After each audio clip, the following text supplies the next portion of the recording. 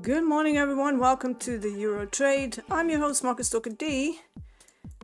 I've been trading for 19 years, so almost 20 years, and we're going to be looking at what these metals are telling us. Maybe also have a look at some natural gas and gasoline futures. But for now, I've got my eye on a potential long in copper this morning.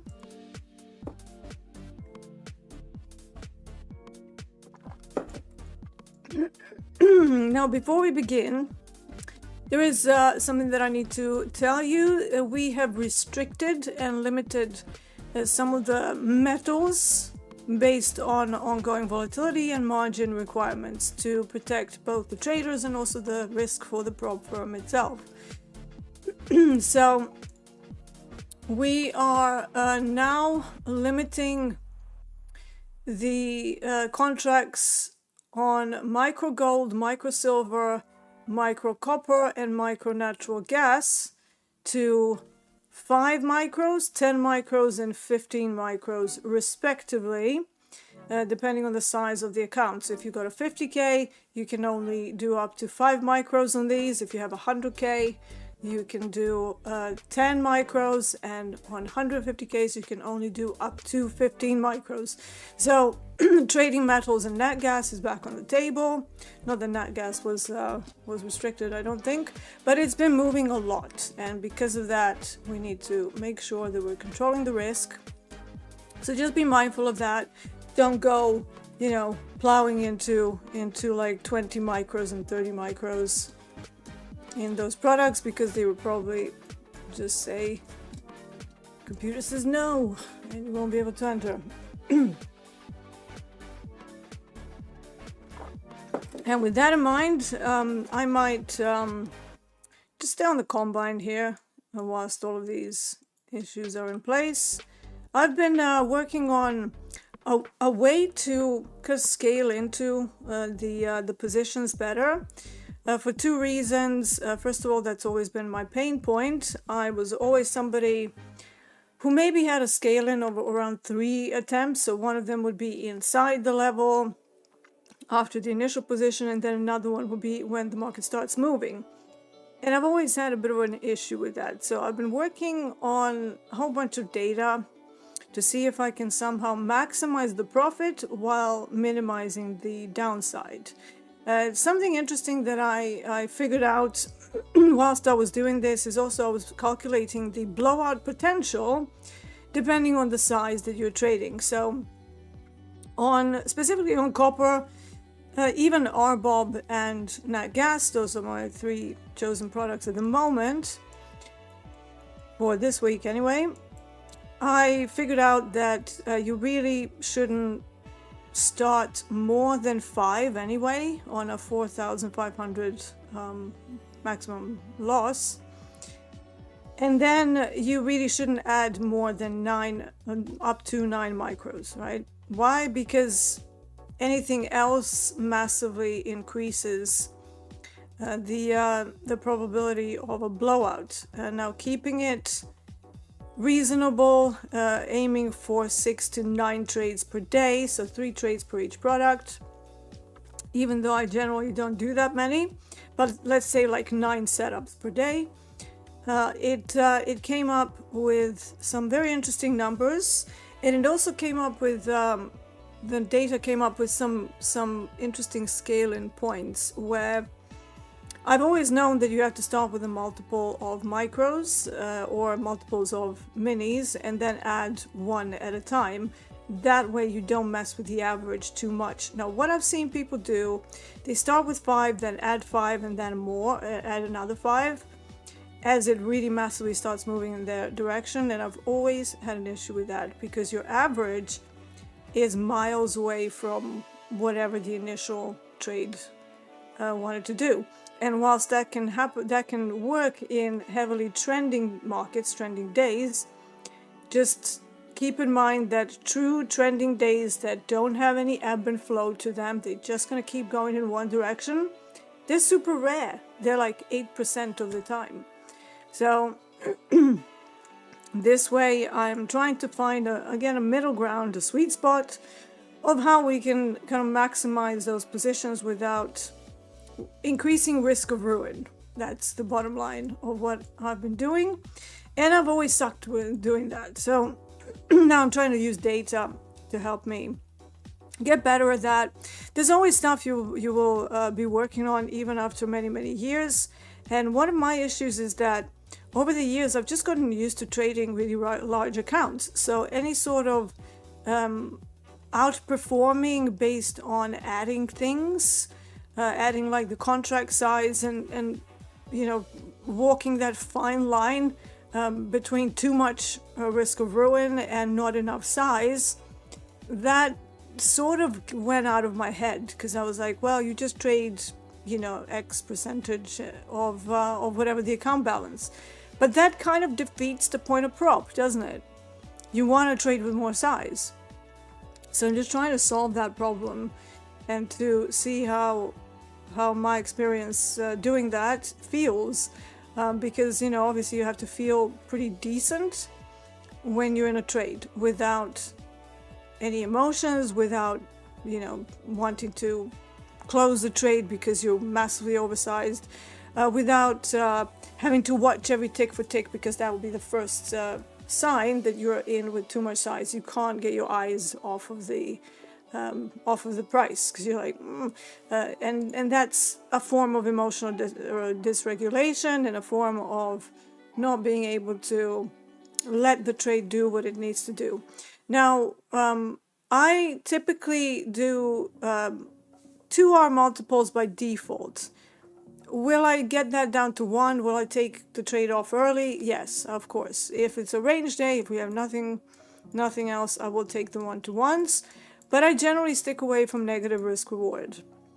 So it has to be 1-to-1, 1.5, 2, or 2.5. So if I can find a playbook that gives me those numbers, I will get involved. But I'm pretty well known by being highly selective with the types of trades that I do. I have some levels here on micro copper.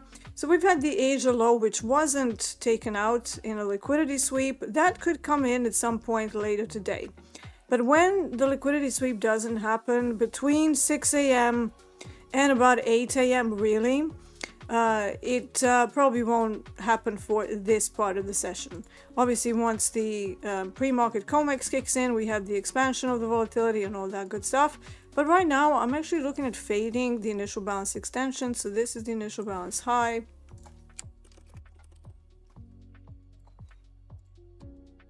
This is the initial balance low. We're under it, but at the same time, like I said, there's some events there that I don't think happened statistically, probabilistically. So let's see if we can get some buyers in at some point. Not immediately, because we're waiting. I have the scaling points here, and I'm still working on those. Now the final one will be 34. But at the same time, I want to see if I can maybe avoid this one and then maybe add one when we're already in the same zone, I suppose, if it goes into some kind of a drawdown MAE. But yeah, let's just wait, because for now it's just sitting there in a consolidation. And let's have a look at the ADRs. So ADR high is all the way up at 630. Obviously we've had the expanded volatility, so that's what it's saying. ADR low sitting all the way down at 582. I do think copper has settled a little. I was also looking at the account balances that would need to be considered before trading some of the bigger products. And even RBOB is really big, because RBOB is it doesn't have a micro, but RBOB is $4.20. So is the heating oil. They're the same. And if you want to trade that, you really need to have at least 4,500 of buffer, and then it would only be one contract, no add-ons. The next scaling point for some of these micros, assuming the position size of up to 8 on the micro copper and up to 9 on micro nat gas. That will be adding an additional micro for every $2,500 of profit. So slowly kind of scaling it up, not going from 4 initial position to 8 and 1 mini and 2 mini and 3 mini like most of you do, but instead going from 4 micros, adding up to 8, and then starting on 5 micros, adding up to 9. That's how sensitive that blowout potential can be. And I don't think enough people are talking about it. I don't think that the risk of ruin in a eval and a new XFA is talked about sufficiently in enough detail. So we're gonna aim to change that. So I'm gonna be practicing this scaling. I've been practicing it for about a couple of days now, just to see if I'm comfortable with it. So far I've been very comfortable with it, but again, it's still early days. So I want to keep getting better, and I want to tighten up some of the rules on the prop firm related accounts. So, you know, when you trade your own personal account, it's a different ball game, right? You don't have the risk limits, you don't have the maximum drawdown. The maximum drawdown is your balance, right?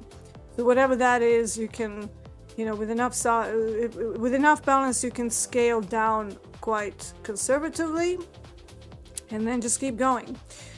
You cannot do that on prop. So it's a whole different sort of can of worms that most people don't really think about. They're just like, I want money. Well, we get money. We get money by being risk-minded, not risk-averse. I'm not going to say that, because if you're risk-averse, you probably shouldn't be a trader, and I will die on that hill. We are risk takers, right? So there's got to be some risk inherent in there, but there is risk and then there's risk, right? So there's risk of people who will blow out in 1 or 2 trades or one day, done, you know? So you work for like 3 weeks and you build up 12 grand, 15 grand, and then it's all gone in a day. It's like, what are you doing? It should never happen. So, you know, I'm just trying to see if I can find something that is pretty stable, has low variance, but is minimizing the downside while maximizing the upside. So that's the whole experiment that I've really taken a bite of. All right, let's have a look at some chat. So good morning, everybody. AZ Entry Trades, Bosco, Why So Serious, Chilling once again, Momo Gaming, Tony Gold, Shim, Clip It. Okay. Mega Michael. And Michael SP. Alright, so hello Deeyana, do you know how I can apply the VWAP standard deviations to Topstep X? I don't know whether they have them, to be honest. So let's explore that together. I don't think they have them. But if you want standard, yeah. So no, they don't have them. They just have. I also like this one. They don't have the standard deviations based on VWAP. That is not ideal. Is there any way that we can maybe work with that? So let's see. I mean, Bollinger Bands use the standard deviation. And then these are not. Oh, standard error? What is that? Standard error bands. What is that? Huh, interesting. Yeah, so they just have normal standard deviation bands, so they don't have the VWAP based ones, unfortunately. I mean, look, I use Topstep X as an execution platform mainly, okay? Back in the day, before we had all of the tools smushed into the single charting platform, you actually had to have your own charting package from whichever company you wanted to go with. And, you know, I think that's actually good practice so that you don't have to change your entire charting everywhere as soon as a prop firm changes the platforms that they're using. And I've seen platforms change, right? So I started in 2007. What was the whole of Europe and the UK using? MetaTrader 4. Like that was like the only thing available for retail traders. Then in the prop firms, when I started working there, what were they all using? They were using CQG, an absolutely terrible platform that looks like it was like made in the 80s, and it probably was, to be fair. And then I got into a prop firm, and they were using Bloomberg Terminal, which again, to me, it has everything, right? You can do any contracts in there. It's so packed full of things. But again, looks terrible. It's probably the most unintuitive platform that I've ever used. So over time, I just decided that I was going to use one single platform for my needs. And then, you know, we had NinjaTrader coming in. Then we had TraderVate coming in. Like all of these, it keeps changing. You stay in the industry long enough and you will see how silly it is to try and smush all of your indicators into one thing. Okay? So for me, the way I have my workflow set up, I have my core charting platform with all of my data, all of my algorithmic, you know, bits and pieces and fancy things. And then I will just use that to put levels on TopstepX if need be, right? And use it for execution purposes only. So I highly suggest that you try doing something like that. Like if you're already comfortable with a charting platform, just stick to that. And you know, use that, look at one window, then look at the other window. Like back in the day, and also these days as well, you can still have platforms that can undock windows. So you still have to look at least two screens. It's like, I don't get this obsession about having every single thing and tool that you use on the same platform.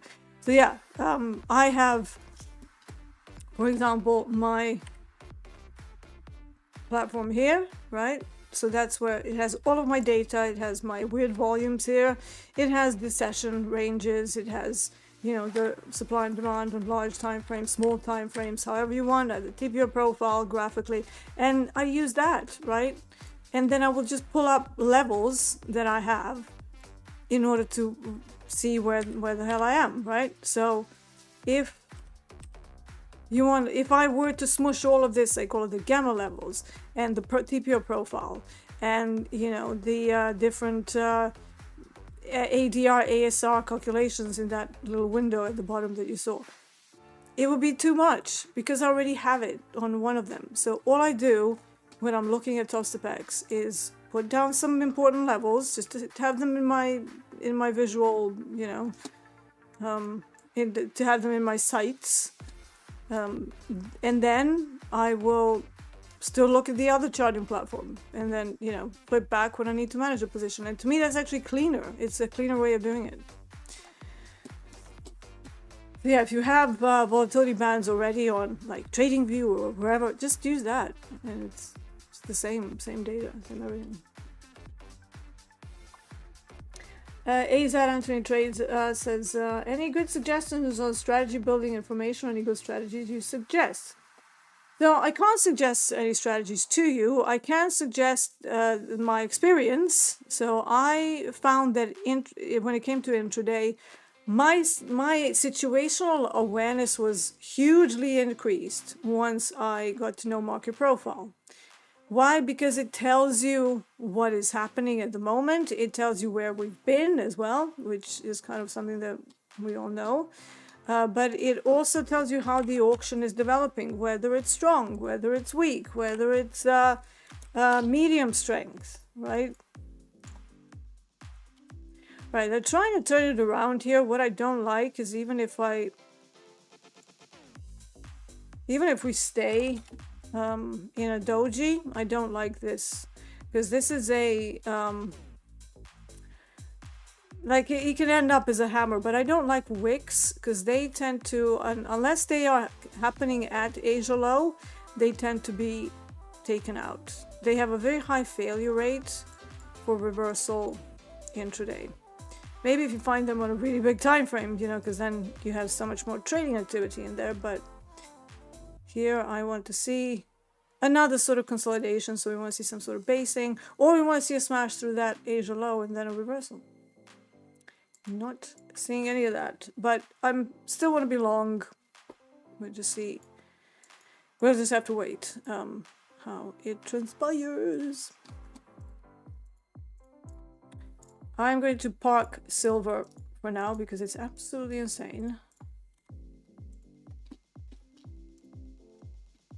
So natural gas, RBOB, and copper are going to be the focus for the remainder of the week. What about the minis? You can't trade minis. So minis are currently restricted for the 4 products that I mentioned. So nat gas, micro gold, micro silver, micro copper. You shouldn't be trading those anyways. I mean, to be honest, micro silver, 5 micro silvers, I would have just, if it was me, I would just be like, trade 1, mate, or maybe 2, but not 5. So I still think this is like too much allowance for it. But yeah, maybe if I was the risk manager, I would be like, yeah, there's no chance in hell you're trading that with my money. But again, that's why I'm not. Does an initial balance not matter at all? Of course it matters. It tells you the strength of the auction.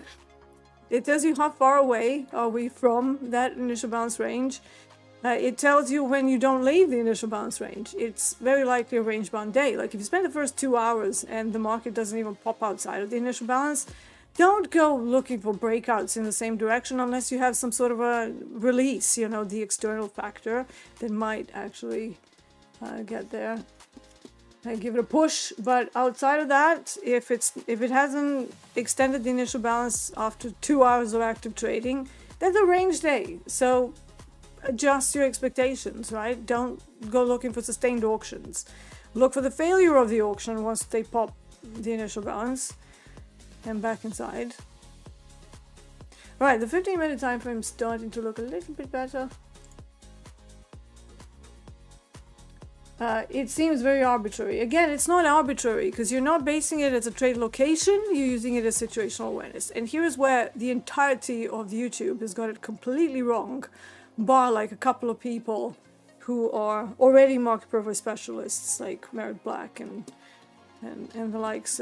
So, most people are like, oh, initial balance. You're not using the initial balance necessarily as a trade location. You're using it to see how the auction is progressing. So what do we have right now? Let's have a look on copper. 30-minute time frame. This was the initial balance, IB high, IB low. How are we leaving it? Well, we're leaving it with some single prints actually. So that's a pretty strong auction at the moment. So here's one single print. And this candle has just started, but we have a small single print here. If that continues, then I will change if we never even close this first single print, then I will change my idea of fading the Asia low because we have a strong auction. And then I will be looking for a breakout downwards. Why? Because we have strong auction in progress. So and how do I know that? Well, I know because it started from the break of initial balance low, and then I look at how the price left it. So it's not a buy or a sell, it's just a situational awareness tool. Hey, we have multiple single prints. Maybe, just maybe don't go against those until they've closed. So if we close out the single prints and we do start to chew them up, as Hogan and I like to say, then you have something. Then you have a potential for a normal day type turning into a more hybrid range base day. Why? Because you would be fading it all the way into the initial balance, maybe even a complete rotation where it came from. But to me, that would then be a hybrid between an auction fade and a failed auction. And I would be aiming to maybe enter somewhere at the bottom of this range and the top of this range. And then I can speculate a neutral day type. So basically rotating all the way, smacking into this call wall here and fading that again. that is all day types, probabilities. So if you don't know that and you're just like, oh, initial balance is so arbitrary, there are probabilities in relation to sustained auctions, to failed auctions, probabilities of a neutral day occurring, probabilities of normal variation day occurring, which is basically when you extend in the same direction by the twice the size of the initial balance. So it's not just initial balance range. It's so much more. It's a very powerful thing. And then you combine that with volume. How are they engaging with these areas? Is there an exhaustion volume bar? Is there a sustained volume from the top down? Well, that's more likely a breakout. If you have volume that's just trickling in, that's building momentum from the other side. So again, don't go against that.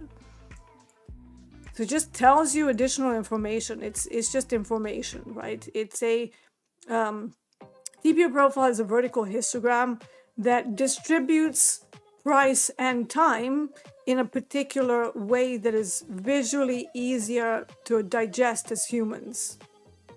Okay, and when I started getting familiar with it, all I did was just use the value areas. That's all I knew. It's like, that kind of resonated with me because it was a distribution curve. So I'm like, oh yeah, distribution curves. Ooh. But then I started diving into all of that, and I'm like, whoa, okay. So if I knew this about the single prints, I wouldn't have done that Muppet trade. Okay, maybe I should start looking at this. And I used to have I still have post-it notes with a whole bunch of stuff on them, but I had checklists of how do I do my OODA loops, observe, orient, decide, and act. And one of them was initial balance extension, yes, no. Then the second one was single prints, yes, no. Building structure, or if I'm in a trending position, 3+ TPOs per row, so you basically are starting to build structure, caution with a trend. 4 times TPOs per row after a trending move, get out, because that means the steam is run out. There's so many different things that you can take from it. And then you have the open sentiment. Are we opening inside value or outside of it? And by how much? That can tell you whether you have a probability for a range bound day. If you're opening in balance, you can have a probability based on whether it's opening too far out of value, and therefore it's more of a repricing event than any sort of mean reversion opportunity, depending on what caused it. And then you have the normal, slightly outside of value, probably will fade to the nearest outer edge of value. So those are my favorite setups, ones that, we're between 0.6 and 1% distance from value. Those numbers change depending on the volatility of the product, but generally outside of the crazy volatility when we're in normal times, I would be looking for 0.6 to 1% to be a very, very favorable condition for us to go back to the value first. So again, that gives you scope for maybe that opening range trade. I'm not a fan of them because my commodities are very undecided in the first hour. And they frequently flip directions during the first 2 hours. So 30 minutes goes one way, it's called the head fake, and then loads of commodities have it. And then the second one tends to be the one that you might actually find it gives you the correct direction on the day. Just things like that. And for me, that was a complete eye-opener. I was always really good at analyzing higher time frames and seeing how the price reacted from previous areas of swings and extremes of swings and reversals. But initially I didn't know how to do intraday. This was 2013, so a number of years ago.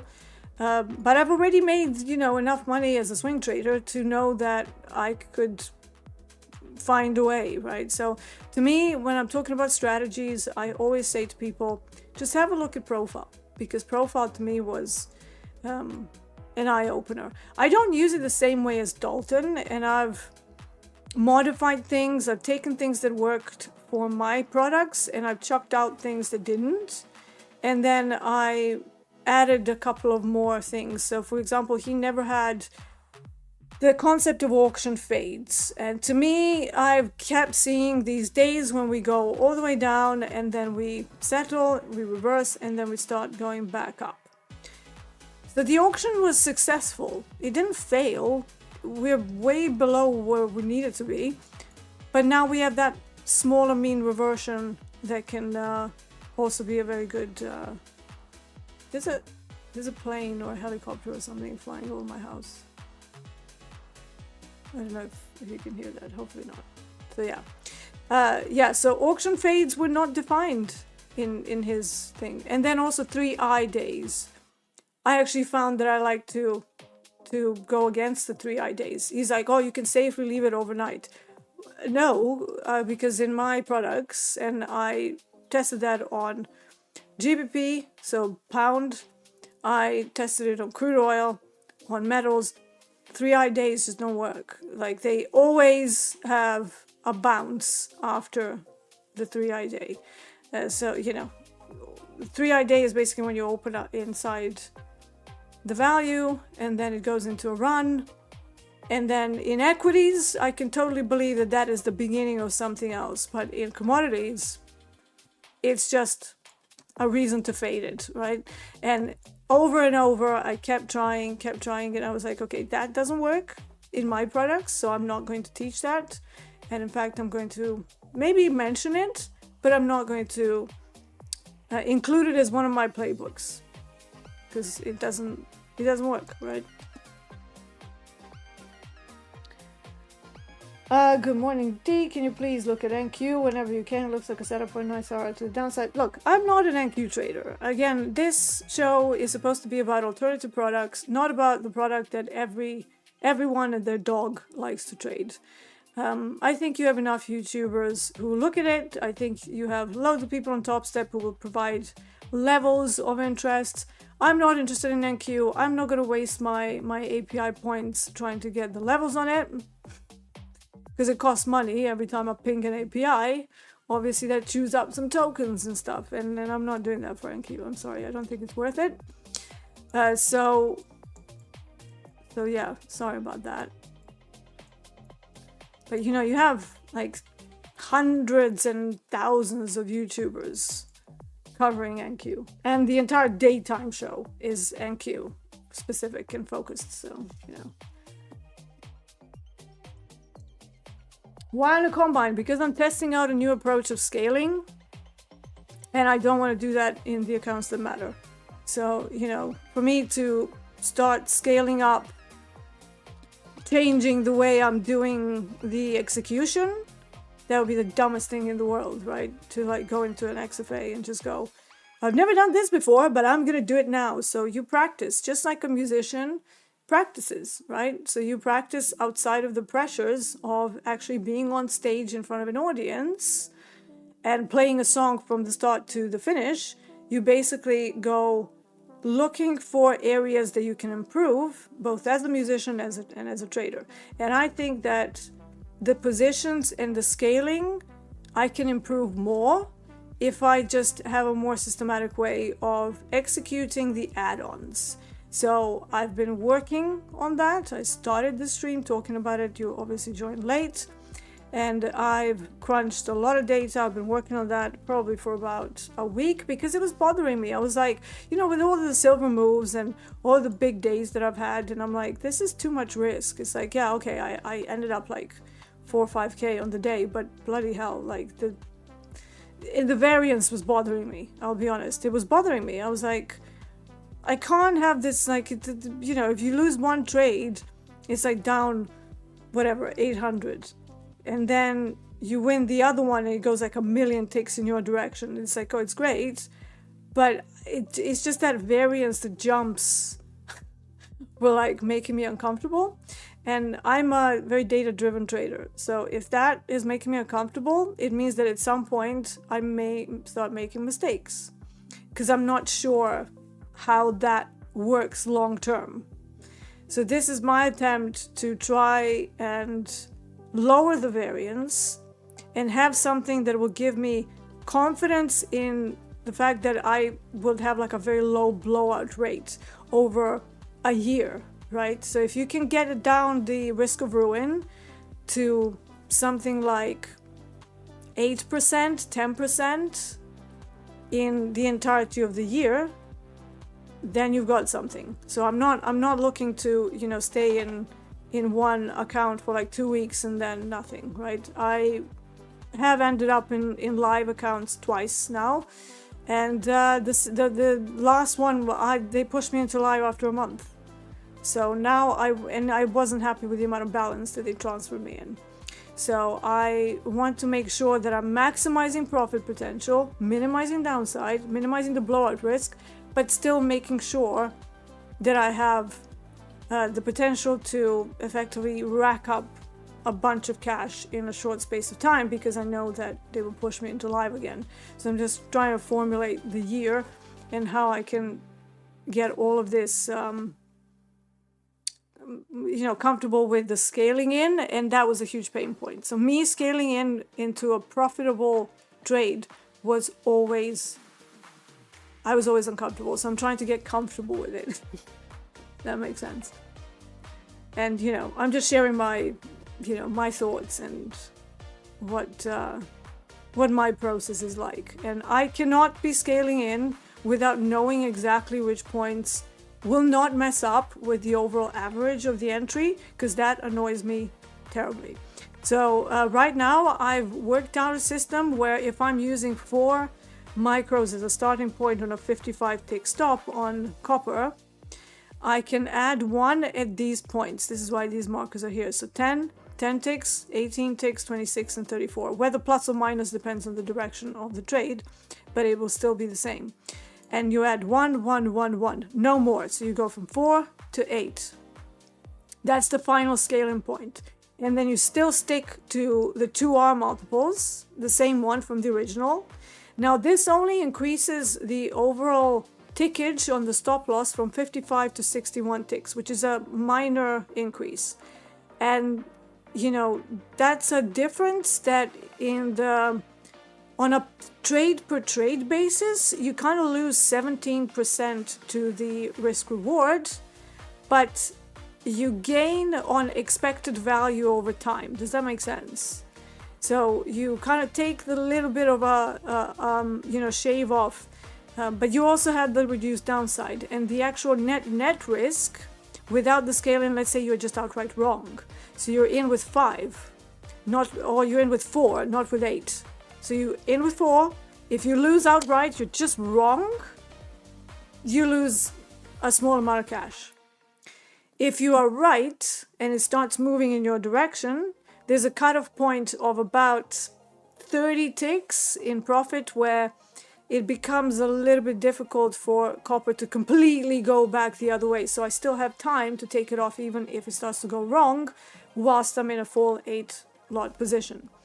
And then most of those in a 6-month backtest, which is what I've been working on, they have gone to target. Not most of them, but again, I'm working with a very realistic accuracy of only 43%. So I'm not expecting 60, 70%. No, I'm working with low accuracy, lowish accuracy, and higher risk reward. So positioning yourself that way, where you only lose 4 on most occasions when you're completely wrong and it just blows you out, versus the time when it's kind of wiggling and then goes your way, scales you into 8, and then goes into an X amount of profit, or straight to target. That means you are effectively looking at more than 2R. You're looking at 3.3R net, because you're losing less, you're losing half the amount on the losing ones, but you're winning the double amount. Does that make sense? So in my head, as somebody who's been doing risk models for such a long time, that completely makes sense. So I'm trying to implement that, right? So that's why I'm practicing it on a combine. I want to see how it's all going to play out, and I want to see how long it takes me to pass the combine that way, okay? That will be my proof of concept, that I can start applying this new way of scaling in with very particular scaling points and very particular. So this is the only kind of accuracy that I'm looking at. The accuracy of when do I scale in and by how much before I mess up the average of the entry too much and it's not the same trade. That is a question that I'm always trying to answer. And up until now, I just didn't really have the tools to do it. And it would have required like way too much calculation on my part. And you know, I like numbers and I like stats, but I'm not somebody who enjoys equations. I'm really trying to avoid them at all costs. So with the with some of these AI bots, I use Cursor, which is pretty good. They're basically helping me crunch all of this. So I have a ton of data from my own trading, and now I've given it some problems that I've been thinking about, like the amount of variance versus profit, and I'm trying to apply that to a prop environment that everybody can benefit from. So not just me. You know, we have another VIP coaching season coming up. This is a part of that. So I want to, you know, provide guidelines of how to scale in safely, because that was a very, very big question. D, how do I scale in? D, how do I add? And I'm always like, I don't know. I don't know. So now I'm trying to find out, see what works for me, and then hopefully transfer that experience to others. And if you benefit from it, great. If you don't want to use it, that's great too also. I don't care.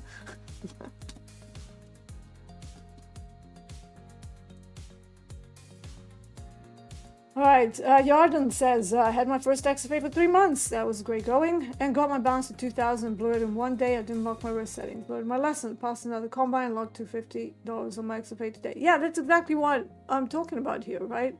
So I'm talking about the fact that you shouldn't blow out in 1 day. And if you are, you're doing something that is increasing your risk of ruin. You can blame it on your psychology, you can blame it on whatever, but it's math, right? And if you can understand the math behind it, I bet you that you won't be doing things like that again. Because you will understand things from a mathematical standpoint, what works, what doesn't work. To me, that's always been a very big comfort. I find comfort in data. I'm a nerd. Hello, I'm Dee.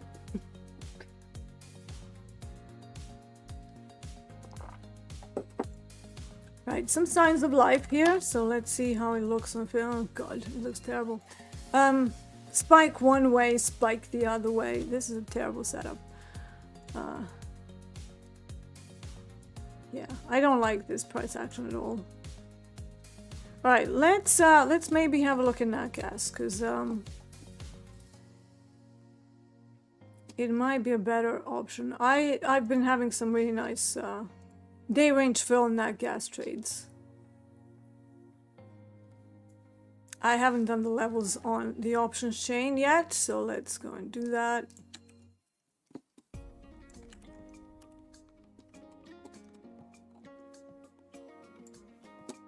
And let me also just grab my RBOB levels. RBOB is gasoline futures. It's kind of like crude oil, but better. It's like crude oil used to be. It's now currently working with an average day of 565 ticks, whereas crude oil, bar like one odd day of actual movement, crude oil is still sitting at about 123 for the day. If you look at the full 24 hours, it's kind of 200. But that's only because we've had like 2 or 3 days, so the average is kicked up again. I don't trust it. I'm still thinking that it's just looking at how yesterday happened, and it was just like, like vomiting inducing patterns. So this was yesterday's session. Look how ugly that is. I mean. Who can trade this? This is horrible. Maybe Dolby. But even that, like, what is the range of these? Like, barely 60 ticks. This is what I hate trading, right? This is where I cannot trade markets that look like this. 60 tick span of the range, and then that goes down to like 40.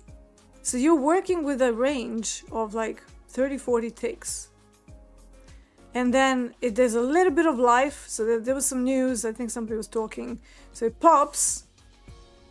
And then it sort of starts going after after the close. It's like, why did you run it up after day range fill? Like, what happened? So this was day range fill. So this area here, and then they ran it up after hours. It's like, why? What? Whereas RBOB was quieter, but it still had a lot more movement range-wise, right? So this was yesterday. Let's just delete this. So this whole movement down, 361 ticks, and it actually had a skew downside. It still wasn't the easiest day. Sorry, was this yesterday? No, this is today. No, this was yesterday. Yeah, so here we go. So the difference in RBOB versus crude oil. So we had the same open, so 2 a.m. A little bit spiky, but ultimately starts running by 200 ticks. So what I did yesterday, I waited until about 6, and then we had and here's that initial balance. So we had the initial balance that was bouncing. So this was the initial bounce range, and they popped outside of it, and then I noticed that they didn't want to fail the auction. And also, whenever the auction doesn't fail, whenever the failed auction doesn't happen in crude oil or RBOB in the first 2 to 3 hours of trading, that's usually a sign of continuation. So that is one thing that I take as a playbook. So it's like, we try to fail, it's basically tagging IB high and then using it as a springboard. So I was actually in on this as a potential on the account that the failed auction happened too late. And this is where I differentiate between true failed auctions and failed auctions. More like testing something on a pullback after a breakout and then continuing. So that is one of the playbooks. So yeah, RBOB is pretty clean that way. So same day, but one offers on the same sort of run, one offers nearly 300 ticks and the other one offers like barely 100. It's like, which one am I going to trade, you know? So yeah, but nat gas, let's see exactly what we have. So I'm just going to give you the big anchors from the options chain, so you can see how the price, I'm not telling you what to do at them, it's not that kind of show, but I'm just telling you where the options will be located, where the dealers find those areas interesting. So one of them is a gamma flip here at 330. Do I have a gamma flip? So I have this, but that is a different thing. The gamma flip 330. Right now, we're sitting right there. I don't really like the gamma flips unless we've had a pretty big run to it or from it. Then I might consider it as a good area. And this is using the options from the monthly options, not end of day, which is what you will find on Mental Q. Still very valuable. If you have a GEX2 somewhere, make sure to look at that. GEX2, marked GEX2 on Mental Q tends to be a very, very good level in general.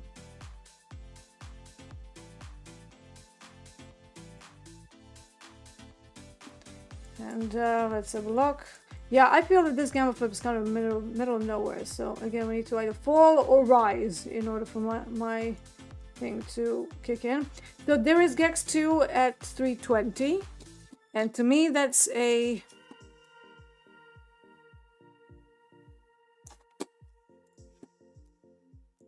moderate put wall. So this was a call wall yesterday. Today it's a put wall. And it's not that big anymore, so it's moderate today. The same price, it's just the strength of it has changed. So that's also a GEX2 for Mentor Q area, Mentor Q levels, if you have Mentor Q. Then to the upside, we have 340, again, as a moderate area. I mean, it's kind of too close, right? So maybe that could be some kind of a wick above the previous day high, session high. There may be some kind of a fade, so let's put that on there as well, but it's not the strongest. Again, I would be more inclined to go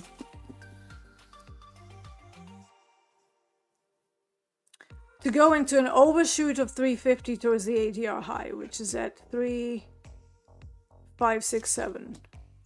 So this is a bit higher today. So we're talking hypothesis, and I meant to put that into coordinates, not into... That's great going, D. This is ADR high. You just love when you do muppety things on the stream. That's lovely. So yeah, overshoot of the 350, but even that is still not a mega wall.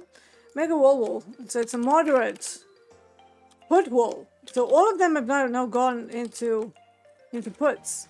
What does that mean? Oh, yeah.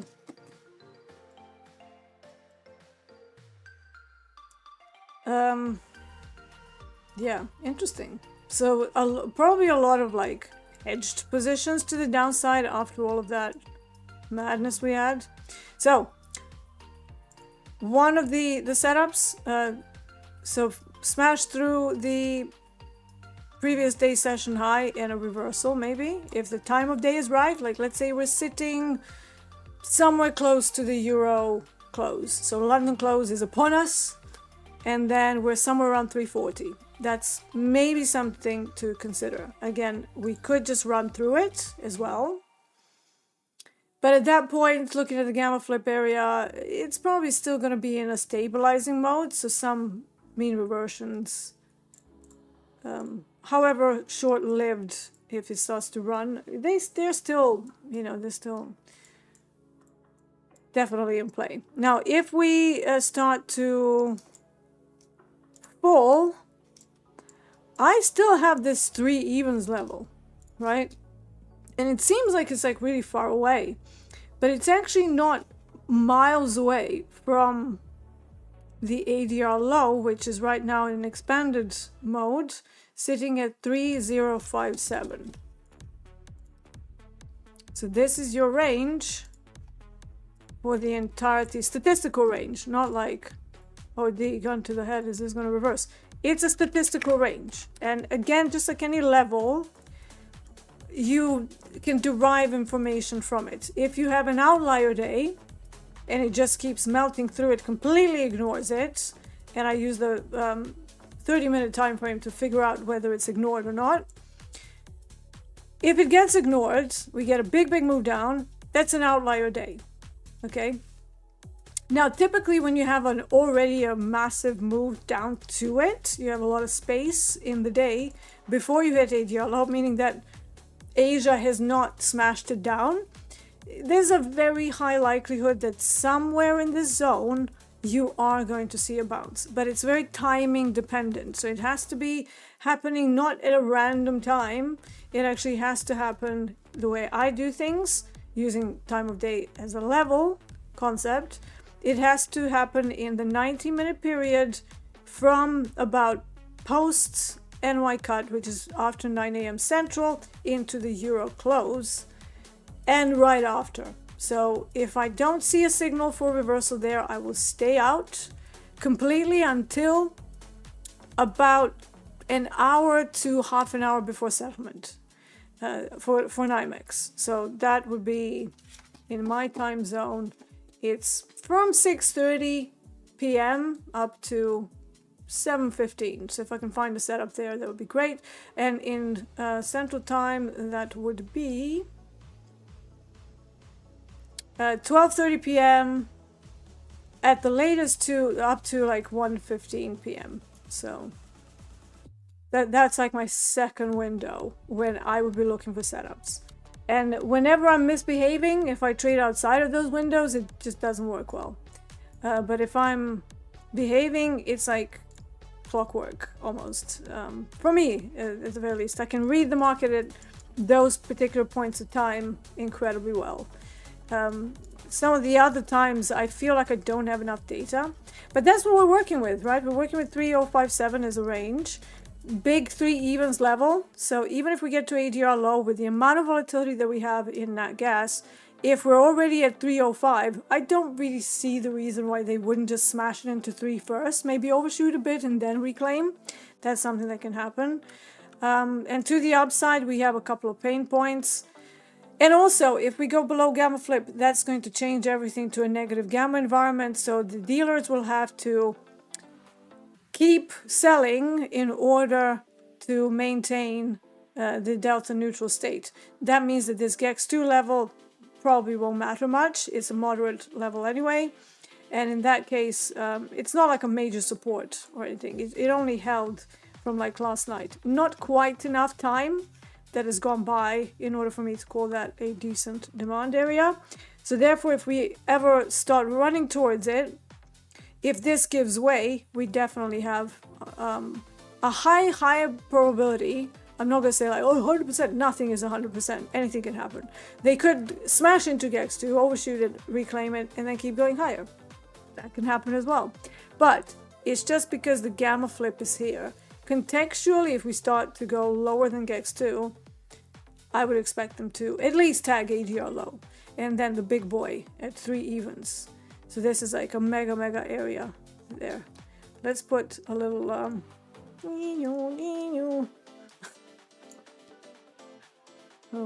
little warning sign signal. So be careful running into 3 evens if we ever get there. And then to the upside, we obviously still have that 4 evens number that they missed narrowly. I don't think we ever hit it, or maybe we did. Or was it 450? No, it was 450 that we missed. Yeah. So I had the 450, and this is what they do with nat gas. They will miss some of these big points to the upside only. I don't know why. They overshoot the ones to the downside, but the ones to the upside, they will miss them by only a little bit, and then they're like, yeah. So they like to hedge against ahead of the levels. It's a very big quirk of nat gas. So yeah, and so far, what is nat gas doing for London, which is a very quiet day today to begin with? We're kind of extending the initial balance upwards and trying to reclaim Globex VWAP. But there's just not enough volume in this for me. Like, look at how horrible it is. So once we get to about another sort of half an hour to an hour, we can start looking for actual setups. And we are working on changing the show time, so it will happen. Stay tuned. There are good things coming, and we're preparing all of that relatively soon. So you will be able to look at these setups when we actually start getting pre-market movement for COMEX and NYMEX. And then we can find some better trades that are a little bit more lively, right? So I don't know if I should talk about RBOB. Are people interested in it or not? I know that some people have switched to it from crude oil. So I can go over the levels there as well. But if you guys are like, what is RBOB? Then I'm probably not going to waste my breath on that. Can you elaborate how you use market profile to understand whether the market is strong or weak? Yeah, that's actually a really good question. That is to do with the TPO profile and how things are developing. So let's do some drawing here. This might be hilarious because I'm going to try and stick to Topstep X. And it might take me forever. So, using a 30-minute time frame, you basically get the TPO profile that looks something like this. So we start with period A, okay, and then you will see the second TPO period that might start something like this. And it is 30-minute periods. It's just they're just organized as these letters. So for every tick, effectively, you still get this thing happening. So I'm going to try and line it up.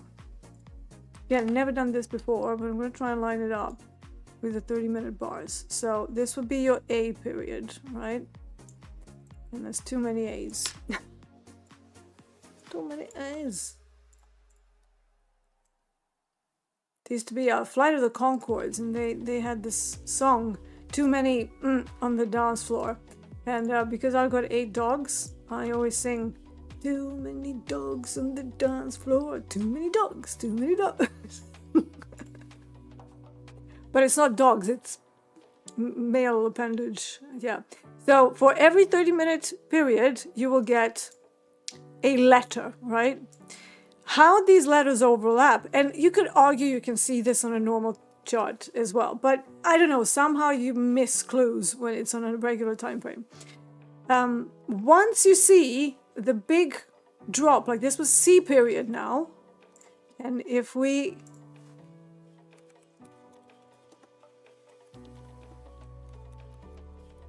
let's try that. Is that too many C's? No, not enough C's. And then you will start to see what I mean by overlapping versus single prints, okay? So I think that's pretty decent. Let's maybe give it a bit more space here as well. Is there any way that I can unsnap this? Is that a setting somewhere? Because I feel like it's snapping to the grid or something and it's annoying me. I don't see it anywhere. Anyway, so here you see A and B period have an overlap. So does a C period. But let's now see what happens when we get into D, E, and F period, which is where we're in now. So each 30-minute time frame has a letter assigned to it. So if we go over in C period, I know what Hogue means is I can see period we had access. I know exactly what time of day that was, and I know what he means by that. Okay? So this is the D period. I don't know how many letters I'm going to need here. And now we get to a point of E period and F period. So let's just finish that up. Not big enough. Oh, it's too big. Not too many F's. There's still too many F's. Okay. Alright, that's better. And of course, E comes before, yeah. Yeah. Good morning, Dee. Good morning. Yes, wake up. That's, thought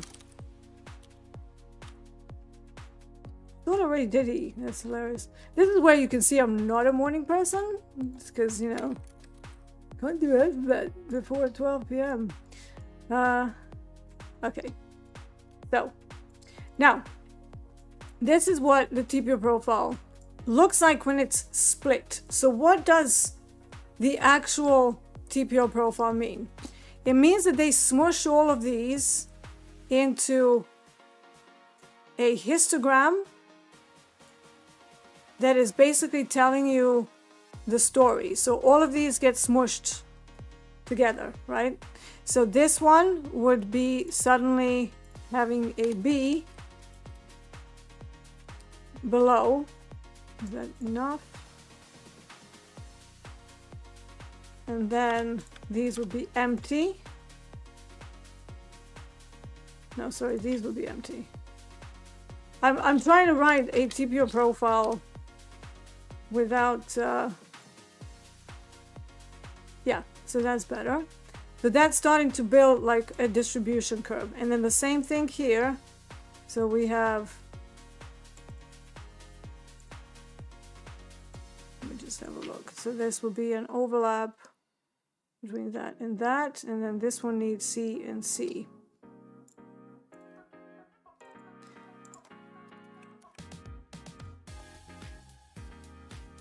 And obviously I'm doing this manually. Normally you have things that will do this for you.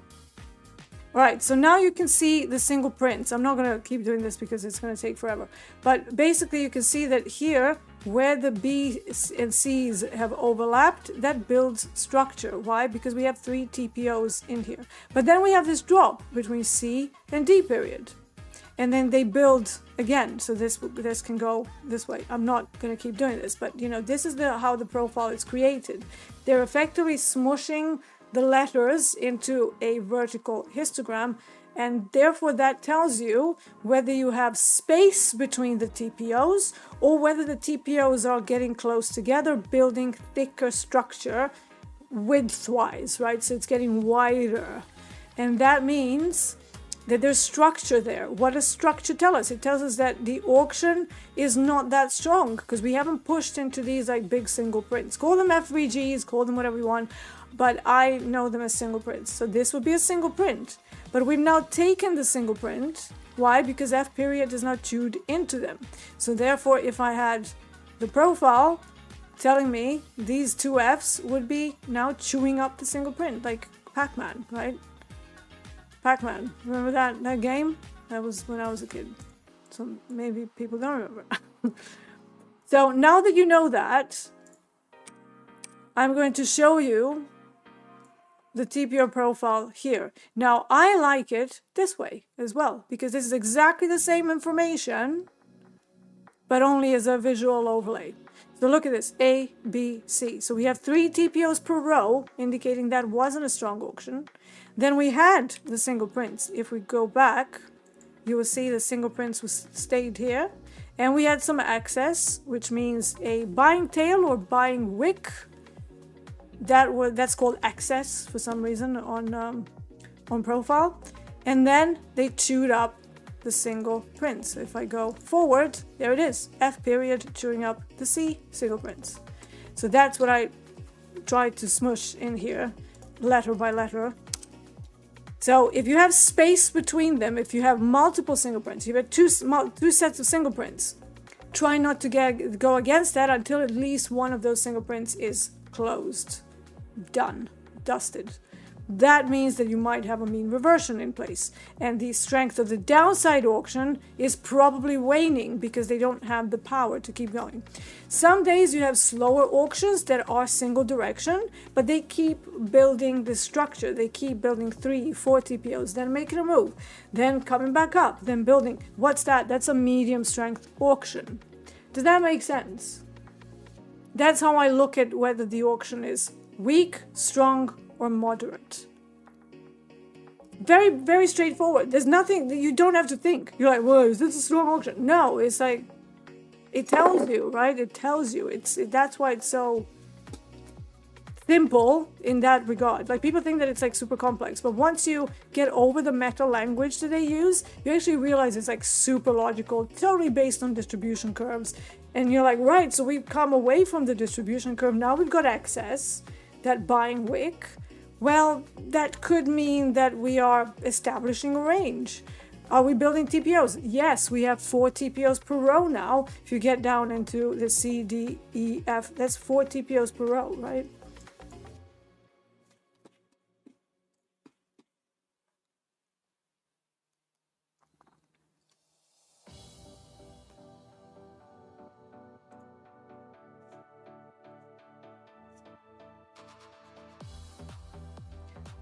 Can you talk about the differences between the XFA and a live account? If I moved up to live, accidentally blow it, what happens? Nothing happens. You can buy a combine and you start again. There's loads of people who blow live accounts, man. Some of them blow up in like 2 days, a week, you know? They don't even live to tell the story. And then they just go back into combine and they start it all over again. So you're not going to get penalized or anything. But yeah, try not to do that, obviously. The difference between XFA and live is that obviously in the live, you can only have 1 account. So it also comes with a daily loss limit. Now, when I went into live first time around, it was like 3,000 daily loss limit, like the old combines. And I honestly struggle with that because I was like, well, I've got this balance and I can't really use it because of the 3K loss. Yeah, I felt like I was starting a combine every single day. And I think they heard that from most of us who are, you know, telling them how to improve the live side. And eventually they got to a point where now the daily loss limit is still there, but you start on 4.5K, and even if you have a 100K balance, you can even negotiate that up to 5K. But they've got a scalable system of the bigger the balance, the more daily loss limit they will give you, and everything becomes very negotiable. The biggest thing with the live, I would say, is the daily payouts after 30 days. Which I don't think you get in XFAs anymore. It used to be that way, but you don't. I think they changed that. And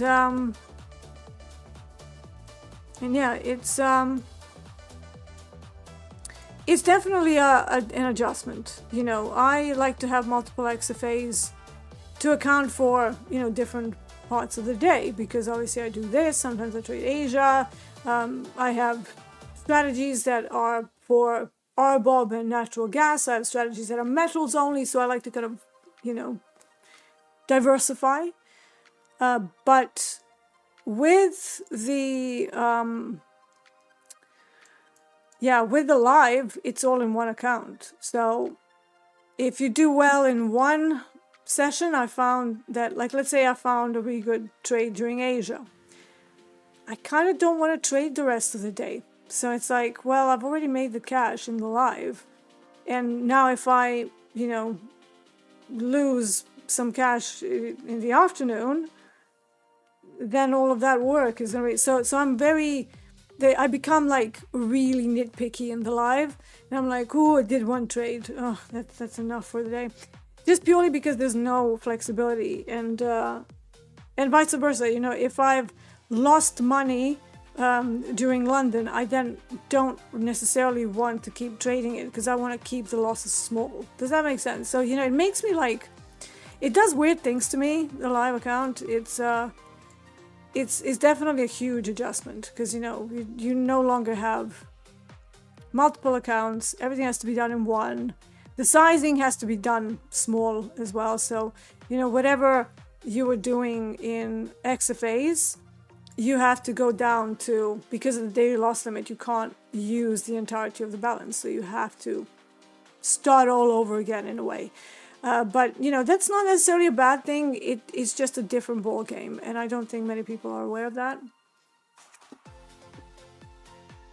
Yeah, Joe said yesterday equities had a good, sexy, strong auction to the downside and then fading. Yeah, that was a good day. HWB, we have some interesting question here. So, not super familiar with wording. What does mean reversion mean? So that's from the distribution theory. So mean reversion states that if you, and I mean anyone who's been trading for any length of time really should be familiar with that. So here's the thing, we have, where's the distribution curve here? Well, let's have a look at the Bollinger Band. Just not because I use them, but just because they can tell you a little bit better. And here we go. So this line, red line here, that is your mean, right? So when you move away quite significantly from that mean, you have a potential for a reversion to the mean. So return to the mean. That's what a mean reversion means. Now, let's just do, I think this is 2 standard deviations. What happens when we go 3? So here we go. So if you go to 3 standard deviations, and it's not a perfect thing because obviously these are the markets we're talking about, there's a lot of variance and anything can happen. But generally, once you hit 3 standard deviations from the mean, there should be some sort of a snapback. Maybe not completely, but some sort of a reversion. So every time that happens, sometimes it overshoots it, but then comes back to it. So that's like the sheer basics of it. And then you have, you know, the extreme days where we're just smashing into the 3rd standard deviation and just keeps going. But even then, you know, if you look at how some of these have played out. Here's one that hits the third standard deviation to the upside. What happens? Runs out of steam, smashes all the way to the opposite side, to the third standard deviation to the downside, and still snaps back. So 3 standard deviations is something that you won't see a lot. But then you also have this one. It starts to expand, starts to expand, starts to expand. So you will be very careful not to trade into this. As it turned out, I had my mega call wall here. Now, I don't look at standard deviations every day. Sometimes I will, and I will have them based on some of the options levels.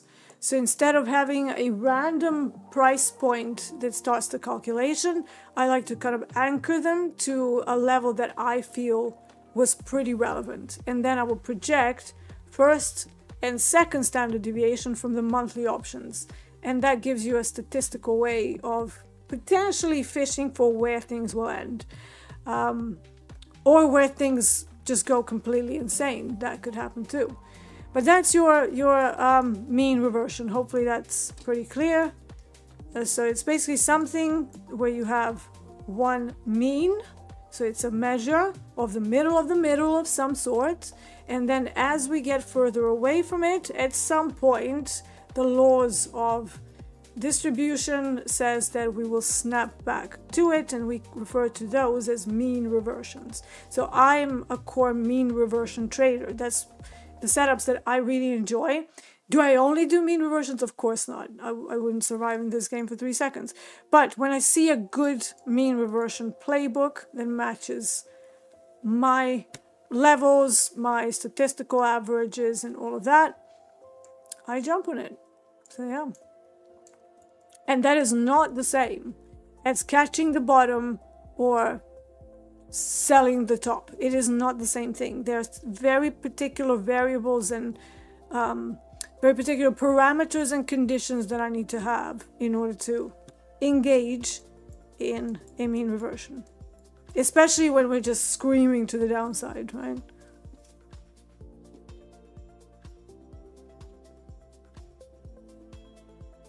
MNG to the downside. I don't know yet. I really don't. We are at a very precarious level. I would argue that it's going to reach 340 before it reaches 320. But again, low volume, and I wouldn't trust anything just yet.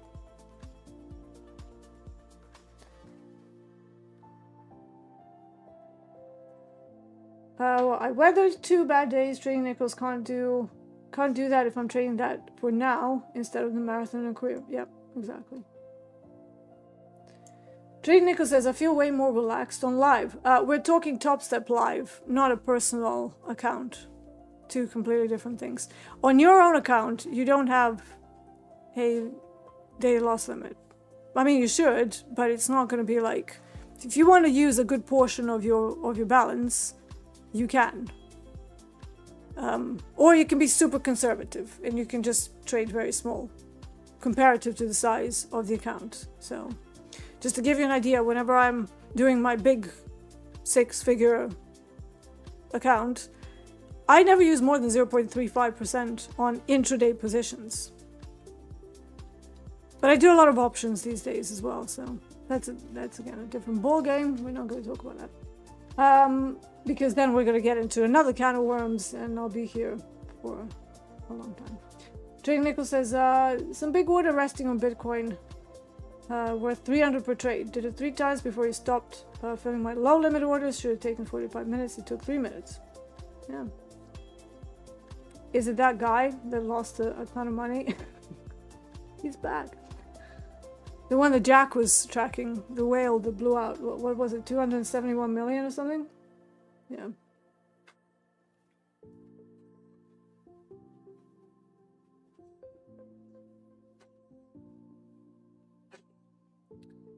Let's see, standard deviations. I just lost that comment. Yeah, standard deviations have anything to do with those Bollinger Bands? I mean, yeah, the Bollinger Bands are a moving average, and then the standard deviations are projected from that moving average used as a mean. That's what it is. Yeah, trading nickels. That was my personal life. Yeah, completely different, right? I feel super relaxed trading my own accounts. I have a YOLO account, and I'm just like, yeah, we'll just do 3 mini on full DAX. Why not? I call it my YOLO because of that. Not that I'm going like 15 minis and stuff, but you know, I will pop in some larger positions there. And most of the time it works, but sometimes I get smacked in the face. And yet, I don't care, so it's fine. XFAs freak me out, so I'm trying to flip my psychology script. See, XFAs don't freak me out. I think they are really good. Like, they're almost like a magical product that came from your dreams. Because when I started, all you even at Topstep, when I joined them in 2015, you only had one 5,000 account, so you would get through the 2 phases, and then they would put you immediately into live with 5K. That was the deal, right? There was none of this like, oh, I'm gonna build my account in Sim whilst I take payouts. You couldn't take payouts from a Sim account. That's like just like. And then COVID came, and all of a sudden, Sim Funded appeared as a product. You know, it's like Sim Funded. Like, imagine going to like AMP Futures and trading a bunch of demos. It always makes me laugh so much. And you know, you open up a demo account, you make some money, and then you go to Dan Kolb, and who's the CEO of AMP. I actually know Dan quite well, reasonably well. We did some work together, and and you go to, hey Dan, I made some money in the demo. Can you send me some money? And he'll be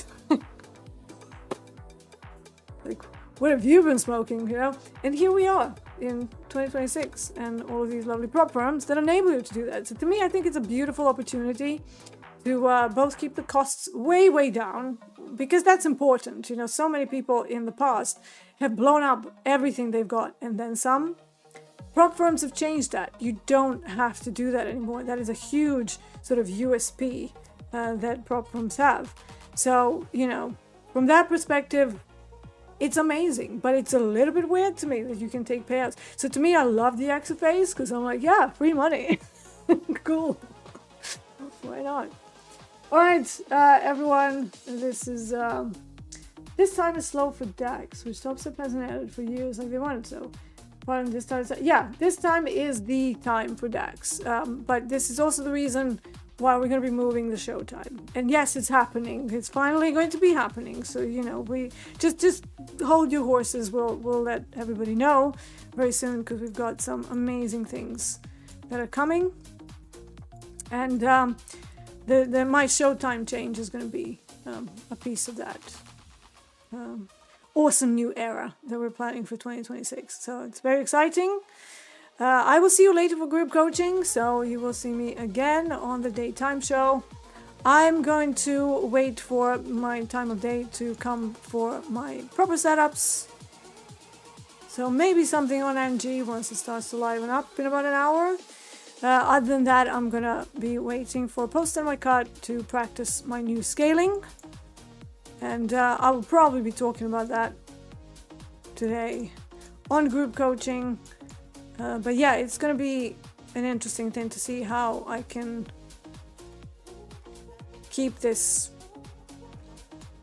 going with the scale-ins, and whether I'm going to be uncomfortable doing it. Because that's the only thing. Like, the math works. The math definitely works. I just need to see how I feel.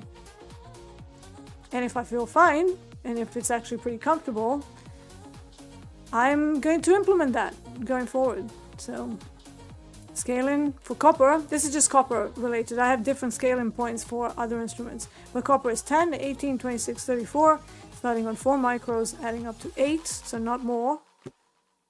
And then this one you can trail when it's 50 ticks in profit. However, I don't trade it to BE, I trail it to the half of the original stop, if that makes sense. Now, on RBOB and NG, NG is pretty stable, but you can't, you just, like, I've looked over like 200 trades. You can't trail it. It's too wiggly, and it knocks out like 100% of the trades before they go to target. So you just have to commit to the risk and just go, So yeah, it's interesting, but it's very stable. Like, if I look at it from the perspective of 6 months, the profits are pretty good and the blowout rate is very low. So yeah. Copper, not so much. Copper, you have to be careful because it can be a little tricky. Anyways, that's all I have for you today.